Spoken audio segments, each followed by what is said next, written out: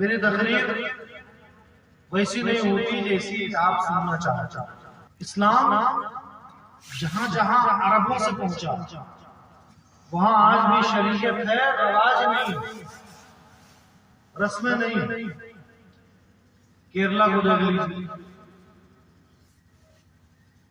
اور جہاں آیا ایران آیا اسلام، تو جہاں کی جو تہذیب تھی، جو کلچر تھا، جو روایتیں تھی، جو سماج تھا، اس کا اسلامائزیشن کر دیا گیا۔ دھیرے دھیرے روایتیں، رواج، رسم، رسومات بڑھ گئی اور اسلام دب گیا۔ ہماری شادیاں بھی انہی کی ایک مثال، ایک چھوٹی سی مثال میں دوں گا۔ کپڑوں میں افضل کپڑا سفید کپڑا، جنتیوں کا لباس، لیکن کسی دلہن کو اگر ہمت ہے تو آپ پہنا کے دکھائیں سفید کپڑا۔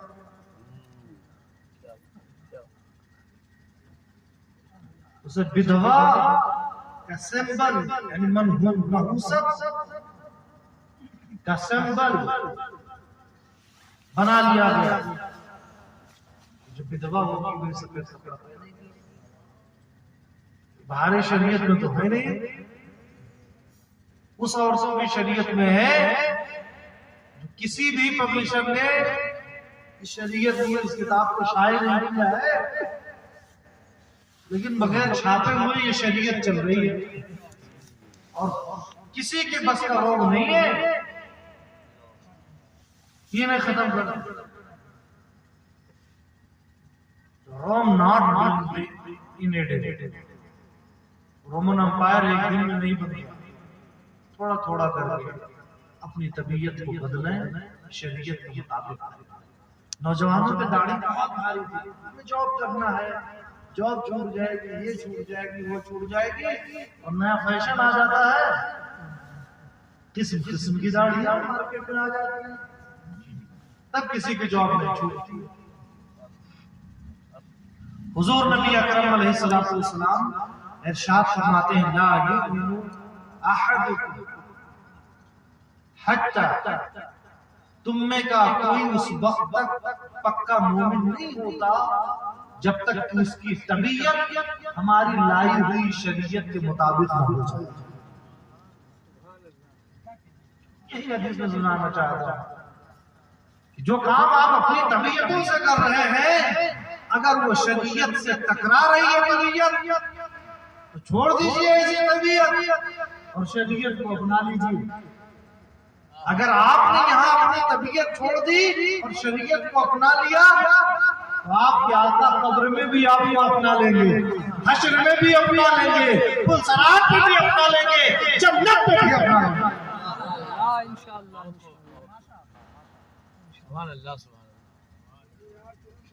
تو نکاح کے حوالے میں سب سے پہلے میں نکاح میں جو آیتیں پڑھی جاتی ہیں میں ان آیتوں کا ترجمہ، ان کا مطلب، مفہوم آپ کے سامنے رکھوں۔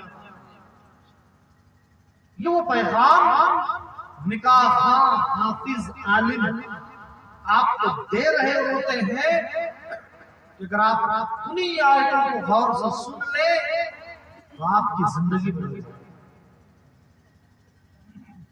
لیکن اللہ ماشاءاللہ آج معاملہ مختلف ہے۔ نہ تو نکاح پڑھنے والے کو پتا ہوتا ہے کہ میں کیا پیغام دے رہا ہوں، اور نہ دولہے میاں کو پتا ہوتا ہے کہ ہمیں کیا پیغام مل رہا ہے، کیونکہ دولہے میاں کی پوری نظر تو قبر کب ہوتی ہے، اتنا کہہ لیا بیڑا پار۔ یہ نہیں پتا کہ قبر میں کیا کیا قبول کر رہے ہیں۔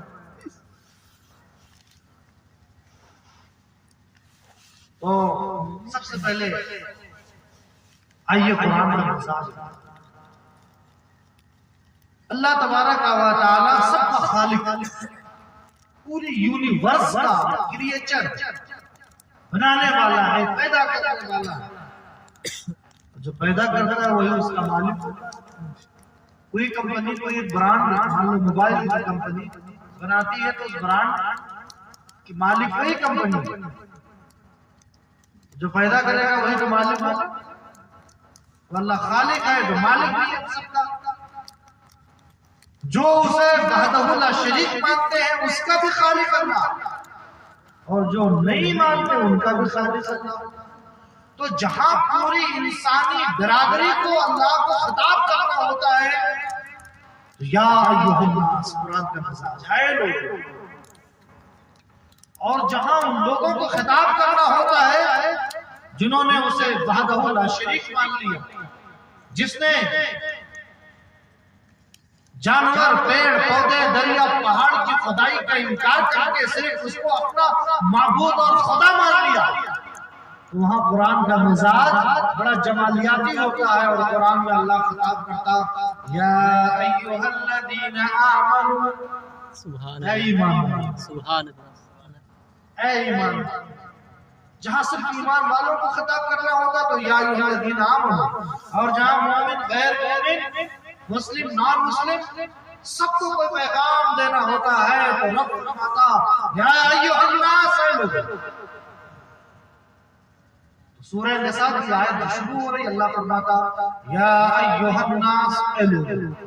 اب یہ پیغام پوری دنیا کو سننا چاہیے، ہر انسان کو، ہر زیرو کو سننا چاہیے۔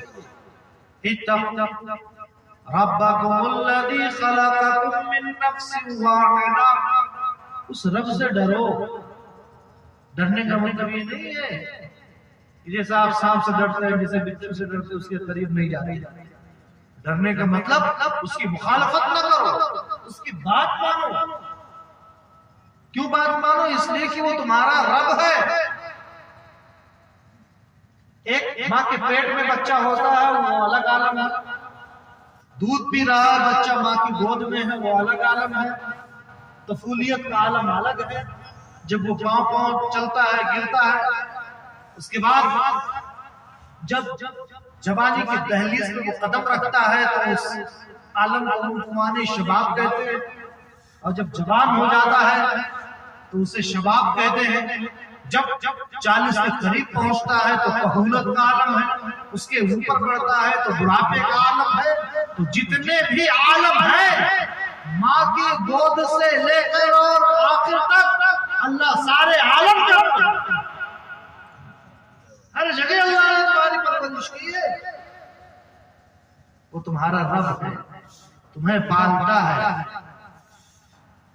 تمہاری پرورش کرتا ہے۔ کبھی آپ نے غور کیا روٹی کا ایک نوالہ جو آپ کے منہ میں پہنچتا ہے کتنے مرحلوں سے گزر کر کے آپ کے منہ میں پہنچتا ہے نوالہ روٹی کا؟ صرف کسی پہ غور کرنا، اللہ کی ربوبیت میں انشاءاللہ آپ کو کبھی کوئی شک نہیں ہوگا۔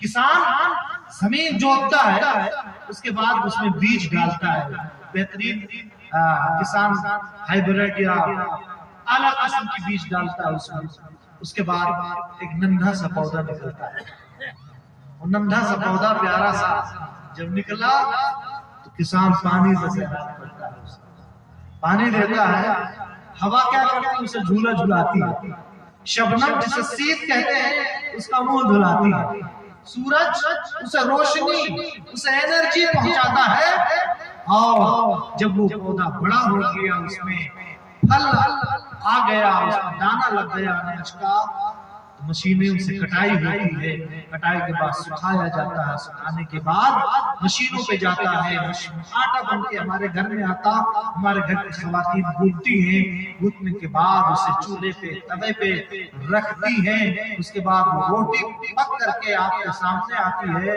اور آپ انگلیوں سے توڑ کر کے اسے منہ میں ڈالتے ہیں۔ تو روٹی کا ایک نوالہ جو آپ کے منہ میں پہنچتا ہے، زمین سے آسمان تک کی خدائی لگی ہوئی ہے تاکہ آپ کو روزی پہنچائے۔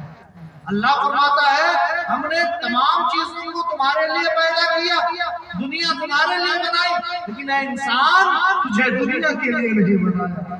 کافر کی یہ پہچان ہے کہ آفاق میں گم ہے، اور مومن کی یہ پہچان ہے کہ گم اس میں ہے آفاق۔ تو اللہ تبارک و تعالیٰ جو آپ کو روزے پہنچاتا، جو آپ کا رب ہے، آپ دیکھ رہے ہیں زمین و آسمان کی کتنی چیزیں پورا نیچر لگا ہوا ہے روزی پہنچانے کے چکر میں. وہ ایسا رب ہے کہ سب کو آپ کے لیے بنایا لیکن آپ کو رب نے اپنے لیے بنایا. اللہ فرماتا وما خلقت الجن والانس الا ليعبدون. ہم نے جنات اور انسان کو اپنی عبادت کے لیے پیدا کیا تاکہ آپ اللہ کا روزی کھا کر کے غفلت میں نہ پڑیں, اس کی ناشکری نہ کریں, کفر نہ کریں, شرک نہ کریں, بلکہ جو بھی نوالا منہ میں ڈالیں بار بار ڈالیں اللہ کا شکر ادا کریں, اللہ کا شکر ادا کریں, اللہ کا شکر ادا کریں. تو اس رب اس سے ڈرو جو تمہارا رب ہے. یا ایھا الناس اتقوا ربکم, اپنے رب سے ڈرو. الذی خلقکم من نفس واحدہ, دوسرا احساس جس نے تمہیں ایک جان سے پیدا کیا, ایک جان سے پیدا کیا. اس فرمان نے ڈارون کے ایوولوشن کی ساری تھیوری کو لات مار دیا. ڈارون نے کیا کہا, انسان 1000 سال پہلے بندر تھا, پھر ترقی کرتے کرتے کرتے کرتے وہ انسان بن گیا. اتنے سارے بندر آپ دیکھ رہے ہیں, اب تک کسی بندر آپ اپنے پردادا لپڑدادا سے سب ڈالیے کسی کی پوچھ غائب نیچے جائے کہ وہ انسان بن جائے. اللہ نے سارے جانوروں کی جو پیٹھ ہے وہ بچھائی ہے یہ, اور انسان کو کھڑا رکھا ہے کہ ساری خدائی تمہارے سامنے سر جھکا کے چلے گی. اے انسان تو اشرف مخلوقات ہے, تو سر اٹھا کے چلے گا. اللہ تعالیٰ نے احسن تقویم سب سے اچھی صورت میں انسان کو پیدا کیا. ڈارون کی ساری تھیوری خاک میں اڑ جاتی ہے. میں ایک جان یعنی آدم سے پیدا کیا. وَخَلَقَ مِنْهَا زَوْجَهَا, اور ان آدم سے ان کا جوڑا بنایا. ابھی انسان کی پیدائش کے نقطۂ آغاز کو اللہ تبارک و تعالیٰ بیان فرما رہا ہے. پہلے آدم کو پیدا کیا, پھر آدم کی نسل سے حضرت حوا کو پیدا کیا. آدم کو پیدا کہاں کیا؟ جنت میں. انسان جہاں پیدا ہوتا ہے تو اس کی کیا ہوتی ہے؟ جنم بھومی ہوتی ہے. تو جنت کیا ہے؟ جنت کی ہماری جنم بھومی ہے. جنت کیا ہے؟ ہماری جنم بھومی ہے. تو جو ہماری جنم بھومی ہو وہاں ہمیں جانا چاہیے کہ نہیں جانا چاہیے؟ تو آدمیت کا کمال یہ ہے, آدمی کا کمال یہ ہے کہ اپنی جنم بھومی کو وہ پا جائے, حاصل کرے. اور جنم بھومی کو کیسے پائے گا؟ جب وہ اللہ کو پا لے گا. اِنَّا لِلَّهِ وَإِنَّا إِلَيْهِ رَاجِعُونَ. اسلام کتنا پیارا مذہب ہے. جب کسی پہ کوئی مصیبت آتی ہے تو جو الفاظ کہلواتا ہے اسلام, اِنَّا لِلَّهِ وَإِنَّا إِلَيْهِ رَاجِعُونَ, ہم اللہ کے لیے بنے ہیں اور اللہ ہی کی طرف پلٹ کے جانا ہے. تو اللہ کی ذات سے رشتہ نہ ٹوٹے, باقی ساری کائنات سے رشتہ ٹوٹ جائے تو کوئی خبر نہیں ہے. یہ دنیا کی جو چیزیں آپ سے ضائع ہوتی ہیں, مومن کو کانٹا بھی چبھتا ہے تو اللہ تبارک و تعالیٰ بدلے میں مومن کو اجر عطا فرماتا ہے. تو اِنَّا لِلَّهِ وَإِنَّا إِلَيْهِ رَاجِعُونَ, ہم اللہ کے لیے بنے ہیں اور پلٹ کے ہمیں اپنے معبود اپنے رب ہی کی طرف جانا ہے. یہ تعزیتی کلمات. تو ہم جنت میں پیدا ہوئے تھے اور وہ جنت سبحان اللہ, وہ جنت اس میں دودھ کی نہریں ہیں, جنت اس میں شہد کی نہریں ہیں, جنت کے محلات کی ایک سونے کی ہے, دوسری چاندی کی ہے, گارا مشکمبر کا ہے. وہاں کی زمین میں گھاس کی جگہ پہ زعفران اگی ہوئی ہے. جنت میں سنہری پرندے ہیں. وہ جنت جس کی تعریف خود بنانے والا کہے وَلَكُمْ فِيهَا مَا تَشْتَهِي أَنفُسُكُمْ وَلَكُمْ فِيهَا مَا تَدَّعُونَ, کہ جنت میں تمہاری خواہش کا ہر سامان موجود ہے. اسی جنت میں ہمارے پہلے باپ اور انسانیت کے باپ جناب آدم کو پیدا کیا گیا. تو انسان کا جو مکان ہوتا ہے وہ مکین اس مکان میں ٹہلتا گھومتا ہے, اس کا انڈر کنٹرول وہ مکان دیا جاتا ہے. یقیناً آدم علیہ السلام نے جنت کے بہاروں کی سیر کی ہوگی، جنت کے چشموں کا پانی پیا ہوگا، جنت کے پرندوں کی چہچہاہٹ کو دیکھا ہوگا، پوری جنت کی سیر کی۔ لیکن آدم علیہ السلام جنت کی اتنی ساری بہاروں کے باوجود ذرا گمسم سے نظر آتے۔ یقیناً ان سے خالق نے پوچھا ہوگا کہ آدم یہ بتاؤ کہ ہماری جنت خوبصورت نہیں؟ کیا جنت میں سنہری پرندے نہیں؟ کیا جنت کے چشموں سے سیرابی نہیں ہوتی؟ تو آدم کا جواب ہوا ہوگا کہ بارہ الہا تیری جنت بہت خوبصورت ہے، خواہش کا ہر سامان موجود ہے، جنت کی بہاریں بڑی دل فریب ہیں، جنت کے چشموں سے خوب سیرابی ہوتی ہے، لیکن بارہ الہا میں ان چشموں سے اپنے دل کی بات نہیں کہہ سکتا ہوں، میں ان بہاروں سے اپنے ماں کی ضمیر کو ادا نہیں کر سکتا۔ تو یقیناً آدم کے ہاتھ اٹھ گئے ہوں گے، اے اللہ کسی کو پیدا کر دے جو آدم جیسا ہو، جو آدم کی فیلنگ کو سمجھ سکے، آدم کے احساسات کو سمجھ سکے، آدم کے جذبات کو سمجھ سکے، جس سے آدم اپنے دل کی بات کو شیئر کر سکے۔ اللہ تبارک یہ خیال جناب آدم کے دل میں جنت میں پیدا ہوا تھا، اور ہر نوجوان ہر آدمی کے دل میں جوانی کی دہلیز پر قدم رکھتے ہی یہ خیال پیدا ہو جاتا ہے۔ چنانچہ ہر گلی کا ہر نسوانی چہرہ اسے نوجوان کو اپنا سا لگنے لگتا ہے۔ تو آدم علیہ السلام کی خواہش کی تکمیل کے لیے اللہ تبارک و تعالیٰ نے ان کے بائیں پسلی سے جناب حوا علیہ السلام کو پیدا کر دیا۔ جب حوا علیہ السلام پیدا ہوئی آدم و حوا کا آپس میں نکاح ہوا، تو اللہ تبارک و تعالیٰ نے پھر ایک لغزش پیغمبرانہ کے بنا پر آدم و حوا کو زمین پہ اتارا۔ تو اس پورے منظر نامے کو اس سورہ میں اللہ تبارک و تعالیٰ بیان فرماتا، وَخَلَقَ مِنْهَا زَوْجَهَا، آدم سے اللہ نے آدم کی رفیق حیات آدم کی بیوی حضرت حوا کو پیدا کیا، وَبَثَّ مِنْهُمَا رِجَالًا كَثِيرًا وَنِسَاءً۔ پھر آدم و حوا کے ملاب سے اللہ تبارک و تعالیٰ نے اس برہمانڈ کو، اس یونیورس کو مردوں اور عورتوں سے بھر دیا۔ وَاتَّقُوا اللَّهَ الَّذِي تَسَاءَلُونَ بِهِ وَالْأَرْحَامَ، اس اللہ سے ڈرو، اس اللہ کا خوف کرو جس کے وسیلے سے تم مانگتے ہو۔ بندہ یا تو اگر دیندار ہوتا ہے کیا کہتا ہے؟ اللہ کے نام پہ دو، اور اگر دیندار نہیں ہے تو اپنے رشتہ داریاں ڈھونڈتا ہے کہ ہماری تمہاری فلاں چین سے رشتہ داری تھی، تو ذرا خیال کرو بچے بھوکے ہیں۔ اللہ تبارک و تعالیٰ فرماتا اتقوا اللہ الذی تساءلون بہ، اس اللہ سے ڈرو جس کے واسطے سے تم مانگتے ہو، اور اس رشتے سے ڈرو جس کے وسیلے سے تم مانگتے ہو۔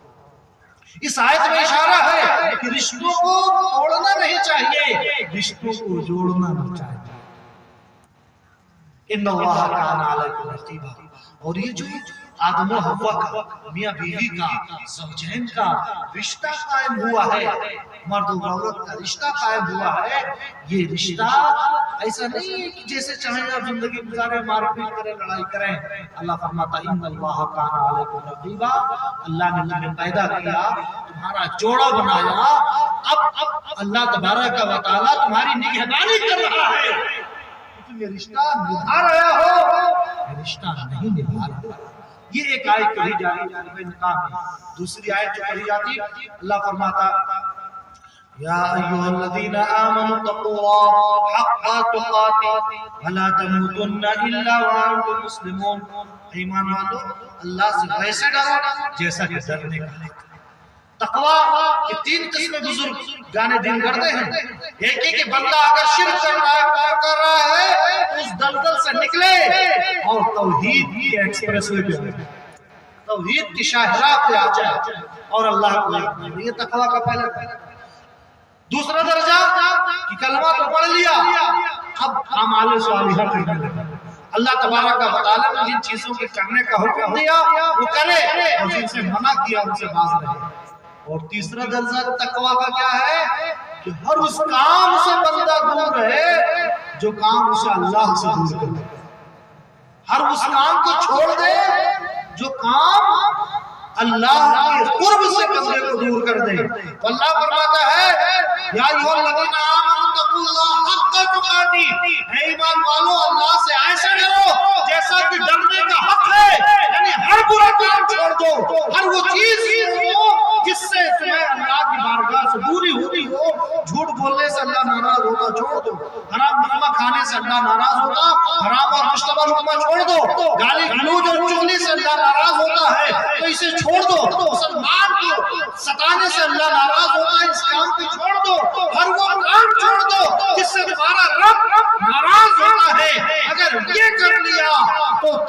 کا تیسرا اور آخری درجہ آپ کو مل گیا.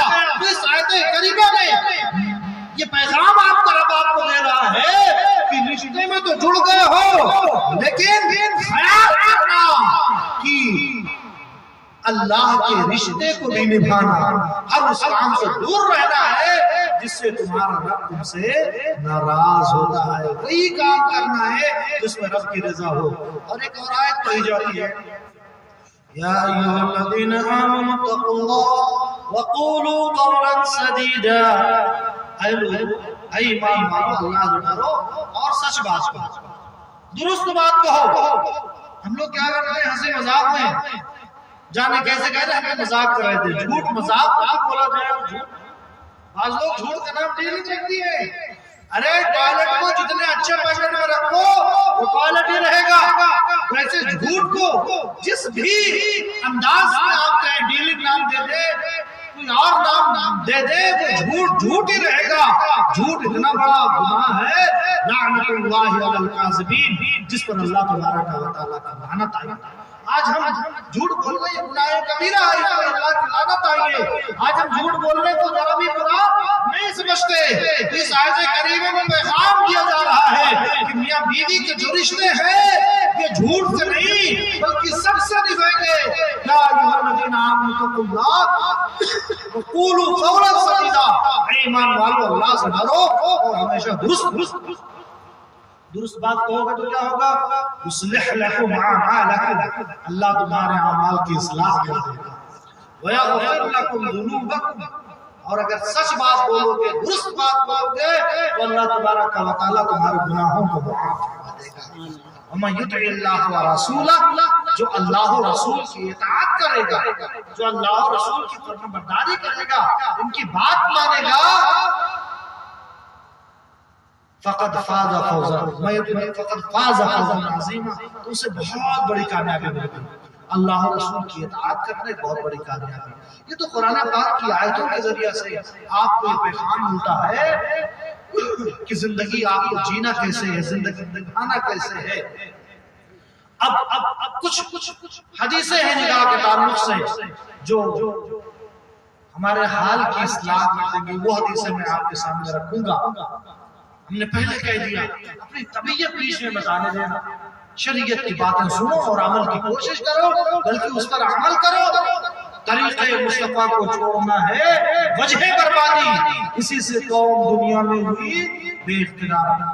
محمد مصطفیٰ صلی اللہ علیہ وآلہ وسلم کی غلامی دونوں جہان کی بھلائی کا سب سے بہتر ذریعہ ہے. تو حضور علیہ السلام کی حدیث پاک میں حضور فرماتے ہیں ان افضل النکاح برکتا ایسرہ مؤونتا، برکت کے اعتبار سے سب سے افضل نکاح وہ ہے جس میں خرچ سب سے کم ہے. آج ہماری قوم کا حال کیا ہے؟ اگر ہماری قوم کی فقیری دیکھنا ہے تو مسجدوں میں دیکھو، وہ ڈبہ مسجد میں جاتا ہے، ہم پتہ نہیں کیا ایسا لگتا ہے مچھلی پکڑ رہے ہوتے ہیں، جیب میں سے پیسہ نکلتا ہی نہیں ہے. اور جب تک ڈبہ چلا جاتا تو بڑے خوش ہوتے ہیں. یہ فقیری ہے. اور اگر ہماری نوابی اور امیری دیکھنا ہو تو شادیوں میں دیکھ لو. امام صاحب کو نکاح خانے کے 500 سے لے کر 51 بہت اتنا آپ دے دیتے ہیں. اس کے علاوہ پٹاخے پہ کتنا خرچ کرتے ہیں، اس کے علاوہ اور جانے کتنے بےہودہ رسمیں. وہ مہندی کی ایک رسم پتہ نہیں کہاں سے ایجاد کر لیا، تو اس میں شادی کے برابر خرچ ہونے لگا. جتنی بھی خواتین آئی کہ سب پیلے سوٹ پہنے، جبکہ عید کے دن بھی نیا جوڑا پہننا فرض واجب نہیں ہے. اگر آپ کے پاس کپڑا دھل کے آپ پہن لیں، یہ کیسی عید آ گئی کہ ہر کوئی بالکل اساڑھ میں جیسے میڈک نکلتے ہیں رنگ کے، ایک نسل کے، ایک کلر پیلے کپڑے. اور اب تو دلہنوں سے مقابلہ آ رہی ہوتی ہے. 3 دن پہلے سے بیوٹی پارلر آ رہا ہے اور وہ ایسا پیوپی اب چلا ہے یقیناً اس میں پانی جلد پہ نہیں جاتا، وضو ہی نہیں ہوتا ہے. نمازی جو عورتیں ہیں بچنا چاہیے. وضو کے پانی سے بہتر کوئی کریم اور کوئی بیوٹی پارلر کوئی بیوٹیشین اتنا حسن لا ہی نہیں سکتی. اگر آپ اپنے دل کو روشن کر لیں تو دل کی روشنی چہرے پہ فوکس کریں اور اس حسن میں ملاحت ہوتی ہے. ایک آپ نے دیکھا ہوگا کوئی انسان صرف گورا ہوتا لیکن دل نہیں جچتا, اور ایک کوئی کم گورا ہوتا لیکن اس کی طرف دل کا کھچاؤ ہوتا. ایسے اگر خواتین باوضو رہیں, وضو کریں, نماز پڑھیں, کوئی کریم نہ لگائے, انشاءاللہ اتنے رشتے آئیں گے کہ آپشن ہوگا کہ یہ اسے اپنائے, اسے اپنائے, اسے اپنائے, اور زندگی بھر ان کا آدمی ان کے قدموں میں رہے, ان کی بات مانے گا. اور اگر اللہ کے نافرمانی کی تو چاہے جیسے حسین ہو, اگر شوہر جو پیا کو بھائے اختر وہ حسین, حضور تاج شریعہ کا شہر, اگر کتنے آپ حسین ہیں, اگر پیا کو بھائے پھر کس کا. ایسا ہوتا بھی ہے کبھی کبھار خواتین جاتی ہیں اور گھر آتی سمجھتی بہت زیادہ تعریف ہوگی, اور آدمی پوچھ لیتا ہے کیا بیوٹی پارلر بند تھا, مہابھارت چل رہی. تو خرچ شادیوں میں عورتوں کی وجہ سے زیادہ ہوتا ہے, اس کا خاص دھیان دیں. حضور علیہ الصلوۃ والسلام ارشاد فرماتے ہیں ان افضل النکاح برکۃ ایسا سب سے افضل نکاح وہ ہے, سب سے زیادہ برکت اس نکاح میں ہوتی ہے جس میں خرچ بہت معمولی ہو, خرچ کم ہو. اور آج خرچ لڑکی والے زیادہ کرتے ہیں, جبکہ آج بھی عرب شریف میں چلے جائیں کوئی بارات کا سسٹم ہے نہیں ہوا, وہاں کچھ لوگ گئے اور ناشتے پہ چائے پہ اپنا نکاح ہوا اور لے کے چلے. مصر میں ایجپٹ کھانے کا کوئی کلچر نہیں, ہمارے یہاں تو باقاعدہ مینو ہوتا ہے, نہاری ہے, پائے ہے, قورمے ہیں, جانے کیا کیا ہے. اب تو مقابلہ ہوتا ہے اس کی شادی میں اتنے ڈشز تھے تو ہماری شادی میں ان سے زیادہ ہونا چاہیے. اور کھانے والوں مت پوچھو, یہ بارات جو ہے یہ والے جان ہے. بارات کا آغاز ہوا تھا جب ہندوستان میں لاقانونیت تھی, گورنمنٹ مضبوط نہیں تھی, ڈاکٹروں کا زمانہ تھا, تو لوگ جایا کرتے تھے دولہا اور دلہن کی سیکورٹی کے لیے کہ انہیں لے کر کے آئے, لٹ لے کر لٹھے تو جاتے تھے تاکہ ڈاکو اگر حملہ بھی کرے چور تو انہیں مار بھائے اور دولہا دلہن کو سیف پہنچا دے. اب آزادی ہی نہیں ہے, حکومت مضبوط ہو گئی, ڈاکٹر کا زمانہ نہیں. اب چاہے تو بائک سے بھی کام کو چلے جائیں, انشاءاللہ کوئی ٹھگی اور کوئی چوری کا اندیشہ نہیں. اس کے باوجود 200 400 500 پہنچ جاتے اور پورے نخرے کے ساتھ, اور جب پہنچ جاتے جو مینو ہوتا ہے کھانے, خود گوشت خریدنے جائیں گے تو ایک بات دے دو اور کسائی سے ریکویسٹ کریں گے بھائی ایک بوٹی ذرا اور ڈالو اپنی طرف سے. لیکن جب بارات میں کھانا ہوگا رزق توہین نہیں ہونی چاہیے. بارات میں کھانا ہوگا بوٹیاں ایک بیگ نکال لی ساری, اور جو پسند آئی ہے تو کھا لی اور باقی منہ ڈھیل دیا چھوڑ کے چلے جائے. کس قدر نعمت کی ناشکری. حضور علیہ الصلوۃ والسلام پوری زندگی آپ کے دسترخوان پہ کبھی 2 قسم کا سالن جمع نہیں ہوا, 2 قسم کا سالن جمع نہیں ہوا ہمارے حضور کے دسترخوان پر. اور آج ہم ہیں کہ کس قدر نعمت کی ناشکری کرتے ہیں. یہ رزق ہے, اگر کسی کے گھر سے یہ منہ پھیر لے تو کئی نسلیں بھی بھوک رہتی ہیں. تو اس کا خاص خیال کریں, بارات کو کم سے کم کریں, مخصوصین چلے جائیں اور پھر آرام سے عزت کے ساتھ لڑکی کو لے آئیں. 2 خرچ ہے شادی میں, ایک مہر کا خرچ اور دوسرا ولیمے کا خرچ, اور دونوں خرچ لڑکے والے پر. مہر دینے میں بھی میں اس چیز کو بھی بہت کلیئر کرنا چاہتا ہوں. میں جس علاقے میں رہتا ہوں علی گڑھ کے آس پاس وہ ٹھاکر برادری کے لوگ زیادہ رہتے ہیں جو کنورٹڈ مسلمان ہیں, تو ان کے یہاں 4 ویلر لے لیتے لڑکے کی شادی میں 4 ویلر مان لیتے ہیں, اور جب مہر دینے کی باری ہوتی ہے 3000 5000 مشکل سے 11000. ابھی سوئفٹ ڈیزائر 7 تاریخ میں گیا تھا, ایک بارات 9 تاریخ, صرف ڈیزائر لیا تھا اور 21,000 ہم نے کروا دیا تو لڑکے کے گھر والے جانا، لڑکا چونکہ ہماری بات مانتا تھا، جبکہ حکم یہ ہے کہ عورتوں کو اچھا مہر دو۔ سب سے برکت والا پیسہ اگر کسی میں ہوتا ہے کسی چیز میں تو وہ مہر کے پیسے۔ ایک واقعہ بتا دوں، یاد آ گئی بہت موقع پر، حضرت مولانا امام شارازی رحمۃ اللہ علیہ جو عرب دنیا میں مصر کی دنیا میں ایسے مقبول ہے جیسے ہندوستان کے بر صغیر میں سرکار اعلیٰ، ان کی تفسیر امام شارازی رحمۃ اللہ علیہ تفسیر النساء، وہ سورہ نساء کی تفسیر میں لکھتے ہیں حضرت علی کے پاس ایک شخص آیا، میں ایک مہلک بیماری میں مبتلا ہوں اور ڈاکٹروں کے پاس اس کا کوئی علاج نہیں، آپ کوئی نسخہ بتا دیں۔ تو مولا کائنات نے کہا کہ جاؤ اپنے بیوی سے مہر کا پیسہ لے لو۔ ابھی تم نے دیا نا، وہ کہا مہر کا پیسہ لے لو اور اس پیسے سے شہد خرید کرو اور اس شہد کو بارش کے پانی میں گھول لو، گھولنے کے بعد کھاؤ۔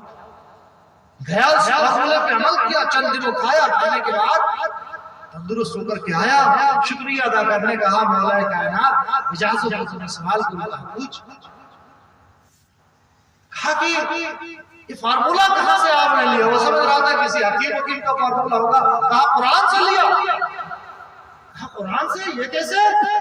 کہا قرآن میں اللہ تبارک و تعالیٰ نے فرمایا اگر عورتیں اپنی طرف سے مہر دے دیں فَقُلُوهُ هَنِيًّا مَرِيًّا، تو اسے کھاؤ رچتا پچتا، حضرت نے رچتا پچتا اس کو ترجمہ کیا۔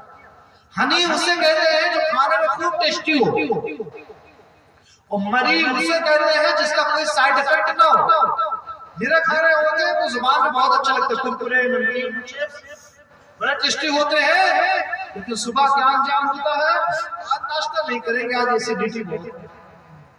اور کچھ کھانے ایسے ہوتے ہیں آپ جو کی روٹی کھائیں، آپ شہد کھائیں، ککڑی کھائیں، ان کا کوئی سائیڈ افیکٹ نہیں، فائدہ۔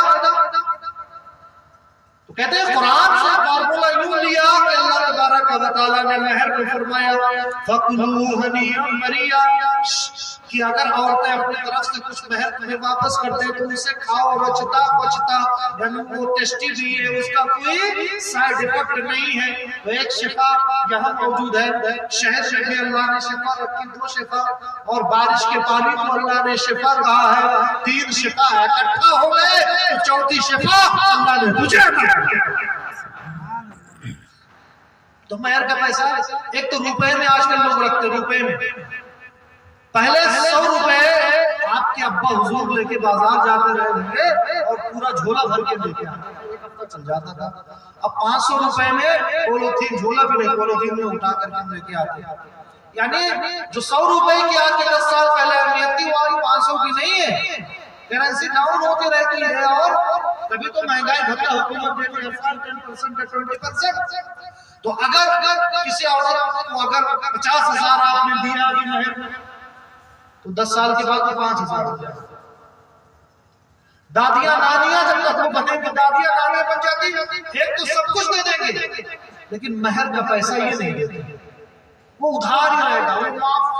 مطلب کیسے مردان کیا؟ ویسے تو مرد چیز میں ہاتھ اٹھانے میں مرد، حکم چلانے میں مرد، لیکن یار سب سے حلال کمائی جو مہر کا پیسہ ہے اس میں مردان کی کہاں چلی جاتی ہے؟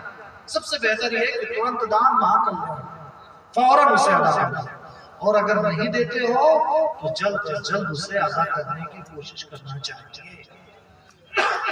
اور علماء ہمارے یہ فرماتے ہیں کہ ہمیشہ مہر کو سونے اور چاندی میں رکھا کرو۔ سونے اور چاندی کی مالیت جو کل تھی وہی آج ہے، روپیہ گھٹتا بڑھتا رہتا ہے، لیکن سونے اور چاندی کی مالیت، اس کی قیمت یہ ثمن خلقی کہا جاتا ہے، یہ نیچرل پرائس ہے، ان کی قیمت ہمیشہ اچھی رہے گی۔ سونے اور چاندی میں مان لیجیے 1 تولہ سونا یا 1 کلو چاندی اتنا ہم مہر میں دیتے ہیں۔ اچھا تو یہ کرنا چاہیے، لیکن ایک بیگ نہیں کوشش کرنا چاہیے، دھیرے دھیرے کر کے پہلے سے طے کر لینا چاہیے۔ حضرت فاروق اعظم رضی اللہ تعالیٰ عنہ اعلان فرماتے کہ عورتوں کے دماغ بڑے ہائی فائی ہو گئے، انہیں زیادہ مہر نہ دیا جائے۔ ایک خاتون کھڑی ہو جاتی کہ اے عمر، قرآن میں ہمارا رب تو یہ کہنا کی بتارن کہ اگر کسی عورت کو بہت زیادہ مہر نہ دیا جائے تو کوئی منع نہیں کر سکتا، وہ دیا جائے، ہمارا رب تو منع نہیں کر رہا ہے۔ لیکن اے عمر، آپ کو ہوتے منع کرنے والے؟ تو حضرت عمر رو پڑے اور کہنے لگے کہ مدینہ طیبہ میں ہر کوئی عمر سے بڑا حقیق ہے، زیادہ قرآن سمجھنے والا ہے۔ تو اس زمانے کا دستور تھا، عورتوں کو مہر میں اچھا پیسہ دیا جاتا تھا۔ تو ایک تو یہ برائی تھی جس کی میں نے اصلاح کرنے کی کوشش کی مہر میں۔ ایک اور چیز میں عرض کرنا چاہتا ہوں نوجوانوں کے حوالے سے۔ حضور علیہ السلام اپنے قوم کے نوجوانوں کو خطاب کرتے ہیں، زبان میری ہے، باتیں رسول خدا کی ہیں۔ اے نوجوانوں، دیکھو تمہارے نبی تم سے کیا کہہ رہے ہیں۔ پیارے آقا علیہ السلام فرماتے ہیں، یا معاشر الشباب، اے نوجوانوں کی جماعت، من استطاع منکم الباء فلیتزوج، تم میں سے جو نکاح کر سکتا ہے وہ نکاح کر لے۔ فائدہ کیا ہوگا؟ یہ 21 سنچری ہے، کوئی بھی کام کرنے سے پہلے انسان بڑا بھاگ کر لیتا ہے کہ اس میں ہمارا نفع ہوگا یا نقصان ہوگا، بینیفٹ ہوگا یا لاس میں جائیں گے۔ تو حضور علیہ السلام نے مزاج کا خیال فرمایا کہ پہلے تو کہا کہ نکاح کر لو، اس کے بعد اس کا فائدہ بتایا۔ نکاح کر لو تو کیا ہوگا؟ فَإِنَّهُ أَغَضُّ لِلْبَصَرِ، نکاح کرو گے تو نگاہوں کا قبلہ ایک ہو جائے گا۔ نگاہیں آپ نیچی ہو جائیں گی، اس لیے نکاح کو کیا نصف ایمان کہا گیا۔ شادی سے پہلے اب ماشاءاللہ آج کل کے کھان پین بہت اچھا ہے، شہوت غالب رہتی ہے، جوان ہوتے ہی ادھر ادھر نگاہیں بہکنے لگتی ہیں۔ بھرے زبردستی سے کوئی انسان کیوں نہ نگاہیں نیچے کرے، لیکن اگر نکاح کر لے گا تو حضور فرماتے فَإِنَّهُ أَغَضُّ لِلْبَصَرِ، نگاہیں نیچی ہو جائیں گی، وَأَحْسَنُ لِلْفَرْجِ، اور شرمگاہ کی حفاظت ہوگی۔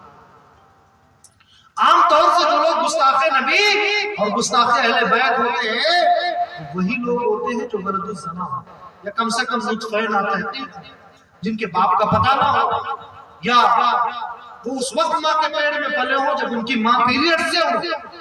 تو جو برائیاں آج کل پھیل نہیں ہو سکتا، اس کی وجہ یہ بھی ہو کہ باپ کا پتہ نہ ہو۔ چونکہ نکاح کو ہم نے اتنا لیٹ کر دیا، ابھی میں اس ٹاپک پہ بھی آتا ہوں۔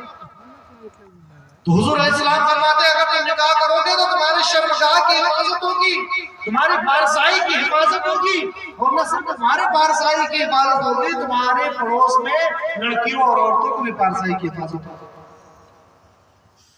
وَمَن لَّمْ يَسْتَطِعْ، اچھا جو لوگ نکاح نہیں کر سکتے، میں بتاؤں نکاح کرنا فرض بھی ہے۔ اگر پورا یقین ہو کہ اب نکاح نہیں ہوا تو ہم زنا کے شکار ہو جائیں گے، تو اب نکاح کرنا فرض ہے۔ پھر ابو کی بھی نہیں سنی جائے گی، کسی کی نہیں سنی جائے گی، پھر نکاح کر لینا فرض ہے۔ اور اگر یہ ہے کہ مہر دینے کے پیسے ہیں یا نان و نفقہ کا پیسہ ہے اور گناہ میں پڑنے کا اندیشہ ہے تو واجب ہے۔ اور اگر گناہ میں پڑنے کا اندیشہ نہیں لیکن کھانا خرچہ اٹھا سکتا ہے تو سنت موقع نکاح۔ آج ہمارے یہاں کیا حضور علیہ السلام کیا فرماتے ہیں وَمَن لَّمْ يَسْتَطِعْ فَعَلَيْهِ بِالصَّوْمِ، نوجوانوں میں سے جو استطاعت نہ رکھتا ہو، مطلب اس کے پاس خرچے کے پیسے نہیں، مکان نہیں دے سکتا، روٹی نہیں دے سکتا، کپڑا نہیں دے سکتا، تو نوجوان کیا کرے؟ فَعَلَيْهِ بِالصَّوْمِ، اس نوجوان کو چاہیے کہ وہ نوجوان روزہ رکھے، روزہ رکھے۔ لیکن آج معاملہ کیا ہوتا ہے کہ نوجوان رمضان شریف آنے سے پہلے اس کا دل کی دھڑکن بڑھنے لگتی ہے، اب لوگوں کے پاس فون آنے شروع ہو جائیں گے، وہ شوگر ہے، وہ بی پی ہے، وہ ڈاکٹر نے منع کیا تو رمضان کو روزے رکھیں یا نہ رکھیں۔ کسی عورت کا کبھی فون نہیں آیا کہ ہم لوگ جو صنف نازک ہیں وہ روزے کے معاملے میں ہم سے مضبوط ہیں، اور نوجوان جس میں وقابی روح جب بیدار ہو جاتی ہے تو اسے اپنے منزل آسمانوں میں دکھائی دیتی ہے، اس نوجوان کا اپنا آپا اتنا ڈاؤن ہوتا ہے کہ وہ جان بوجھ کے بیماری میں مبتلا ہو جاتا ہے، فرض روزے نہیں رکھتا۔ اسی وجہ سے تو بگڑتا چلا جا رہا ہے نوجوان۔ آقا علیہ السلام فرماتے جو نوجوان نکاح نہ کر سکے فَعَلَيْهِ بِالصَّوْمِ، اسے چاہیے کہ وہ روزہ رکھے، فَإِنَّهُ لَهُ وِجَاءٌ، اگر وہ روزہ رکھے گا تو روزہ رکھنا اس کے لیے حج۔ پھر اس کا نفس بھڑکے گا نہیں، پھر وہ گناہوں سے بچا رہے گا۔ حضور علیہ السلام ارشاد فرماتے، بلکہ قرآن پاک کی آیت کریمہ اللہ تبارک و تعالیٰ ارشاد فرماتا ہے کہ اے لوگو تم میں سے جو بے شادی شدہ ہیں ان کی شادیاں کروا دو۔ وَإِن يَكُونُوا فُقَرَاءَ، شادیوں کا فائدہ کیا ہوگا کہ اگر وہ فقیر ہوں گے۔ آج شادیاں لیٹ سے کیوں ہوتی ہیں کہ بچہ بھی اپنے ہاتھ پیر پہ کھڑا نہیں ہوا، چاہے کتنے گناہ کر دے، گناہ میں اس کے ہاتھ پیر پولیس والے توڑ دے حالات میں، لیکن ابھی ہاتھ پیر پہ کھڑا نہیں ہوا ہے، اور اسی ہاتھ کے پر کھڑا نہ ہو